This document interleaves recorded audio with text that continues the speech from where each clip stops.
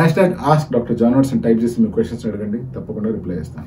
Harinath P, sir can I take my vitamin tablets before hair transplant? Hair transplantation జరిగే కంటే at least 10 or 15 days ముందు మీరు తీసుకుంటున్న medication అన్ని ఆపమని చెప్తాను. ప్రత్యేకించి మల్టీవైటమిన్స్ కానీ, గ్రీన్ టీ కానీ, బ్లడ్ థిన్నర్స్ అయితేనేమి, లేదా మినాక్సిల్ కూడా ఇవన్నీ ఆపమని చెప్తాను. ఏదైనా లైఫ్ సేవింగ్ డ్రగ్స్ ఉన్నాయి, బీపీ కావచ్చు, కొలెస్ట్రాల్కి సంబంధించిన కావచ్చు, ఇటువంటివి తీసుకోమని చెప్తాను. లేదా హార్ట్ సంబంధించిన మెడికేషన్ వాడుతుంటే అవి తప్పకుండా కంటిన్యూ చేయమని చెప్తాను. డయాబెటీస్ అయినా కంటిన్యూ చేయమని చెప్తాను. బట్ అదర్వైజ్ మల్టీవైటమిన్స్ కానీ, గ్రీన్ టీ కానీ అట్లీస్ట్ ఒక 10 to 15 days ముందు నుంచి వాటిని ఆపేయమని చెప్తాను.